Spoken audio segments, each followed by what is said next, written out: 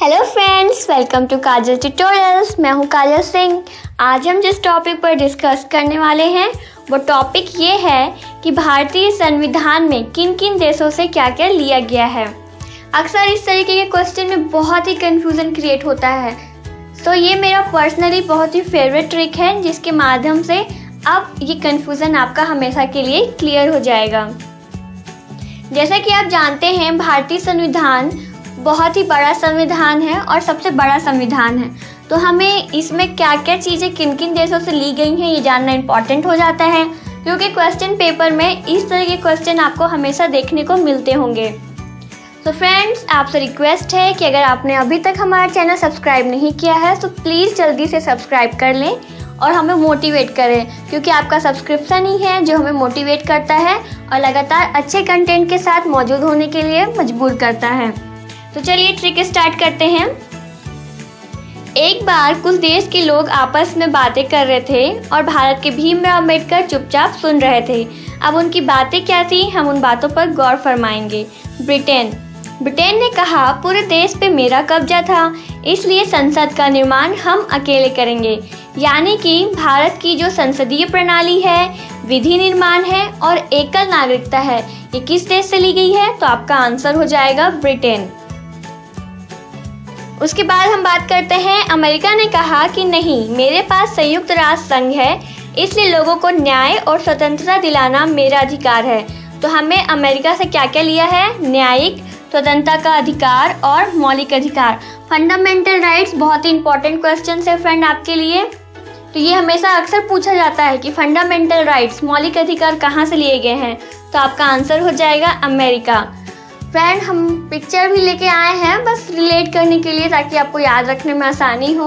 और new feature तो आप जान ही रहे हैं, ऑनलाइन टेस्ट है जो, उसको आप दे सकते हैं। बस आपको ऊपर साइड के आई सिंबल पर क्लिक करना है और वहाँ पे आपको क्वेश्चन दिखाई देने लगेंगे। तो फ्रेंड, साथ ही साथ आप ऑनलाइन टेस्ट का भी मज़ा लेते जाएं, लेकिन हाँ, अपने यूट्यूब को अपडेट करना बिल्कुल ना भूलें।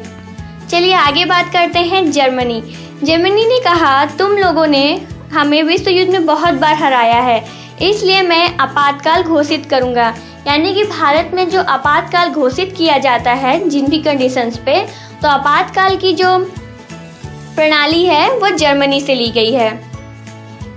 उसके बाद बात करते हैं फ्रांस की। तो फ्रांस ने कहा, मैं तो पहले से ही रिपब्लिक हूँ, गणतंत्र हूँ, तो इसलिए वहाँ से हमने क्या लिया है? गणतंत्रात्मक शासन। यानी कि भारत जो कि रिपब्लिक है, ये हमने लिया है फ्रांस से। उसके बाद बात करते हैं कनाडा की।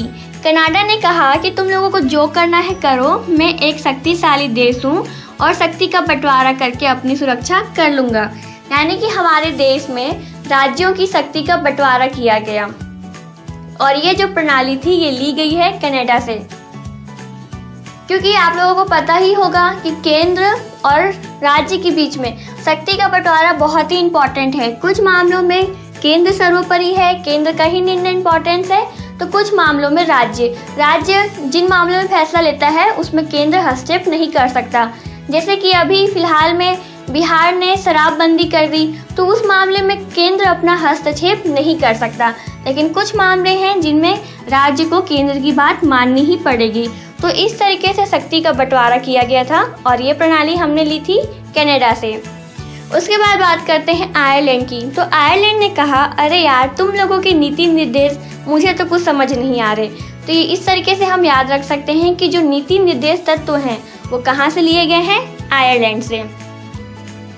उसके बाद है ऑस्ट्रेलिया ने कहा, मैं विश्व कप क्रिकेट में हमेशा सूची नंबर 1 पर रहता हूँ। यानी कि जो समवर्ती सूची है उसका आइडिया हमने कहाँ से लिया है? ऑस्ट्रेलिया से लिया है। उसके बाद बात करते हैं दक्षिण अफ्रीका।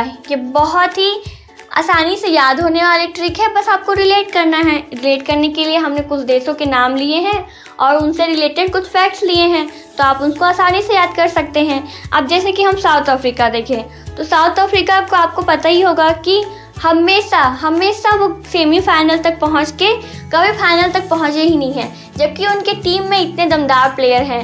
अकेले एबी डिविलियर्स पूरी टीम को जिताने का मादा रखते हैं, उसके बावजूद उनकी टीम हार जाती है। तो अफ्रीका वाले क्या कहेंगे? साउथ अफ्रीका वाले बोलेंगे कि इतना अच्छा खेलने के बाद भी आज तक हम सेमीफाइनल तक नहीं पहुँचे। शायद हमें अपने खेल में कुछ संशोधन करना पड़ेगा। यानी कि संविधान संशोधन की जो प्रक्रिया है वो हमने कहाँ से ली है? तो फ्रेंड्स, साउथ अफ्रीका से ली है। मुझे लगता है अब तो आपको जितने भी कंफ्यूजन होंगे क्लियर हो गए होंगे और इस तरीके के क्वेश्चंस के आंसर आप हमेशा सही करके आएंगे। आगे एक और बात कर लेते हैं रूस की। तो आप जानते ही हैं भारत रूस का बहुत ही अच्छा दोस्त रहा है। तो रूस कहता है भारत मेरा दोस्त है और उसकी मदद करना हमारा मूल कर्तव्य है। तो हमने मूल कर्तव्य का आइडिया कहाँ से लिया है? रूस से लिया है। और जैसा कि आप जानते ही हैं हमारे संविधान का निर्माण किसने किया है? डॉक्टर भीमराव अंबेडकर ने। तो डॉक्टर भीमराव अंबेडकर ने सबकी बातों को सुनने के बाद सारे चीज़ों को हमारे भारतीय संविधान में लिया और इस तरीके से सबसे बड़े संविधान का स्वरूप भारतीय संविधान को प्राप्त हुआ। सो फ्रेंड्स, मैं आशा करती हूँ कि अब की बार का जो ट्रिक है वो आपके दिमाग में एकदम अच्छे से घुस गया होगा।